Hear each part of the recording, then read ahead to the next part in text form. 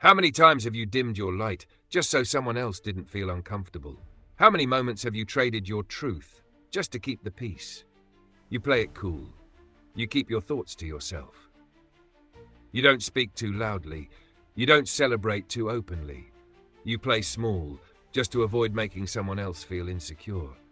But here's the truth. You weren't built to shrink. You weren't made to fit into boxes built by people who are scared of their own potential. That's not humility. That's self-betrayal. I had a friend, talented, smart, full of ideas. But every time they'd speak up in a group, someone would roll their eyes, crack a joke, or brush them off.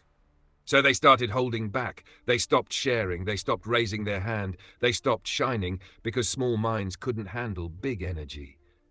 And for a while, they called it being humble. But deep down, it was just fear, dressed up in politeness.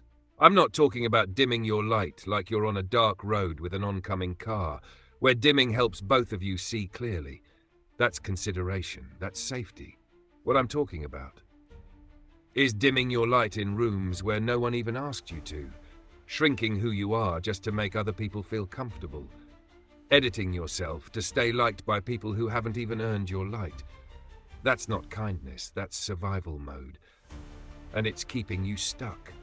How much of your life right now is actually yours, and how much of it is just you playing a role for other people's comfort? That's not shade, that's truth. And truth has a way of shaking things loose. The more you water yourself down, the more you'll attract people who only know how to drink from shallow cups, and the moment you start living fully, they'll say you've changed. But guess what? You're supposed to. Growth looks like setting boundaries. It looks like walking away from rooms where you always have to explain your worth. It looks like honoring your truth, even if it makes other people squirm. Some of you are worried. What if they leave? What if they don't like the real me? Let them. Anyone who's uncomfortable with your growth was never really rooting for you in the first place. You don't have to be rude. You don't have to argue. You just have to stop apologizing for taking up space. The people who truly see you, the ones who value your truth, they won't be threatened by your full expression. They'll be inspired by it. They won't shrink when you rise. They'll rise with you. Stop shrinking for small minds. Stop editing your truth to make insecure people feel okay.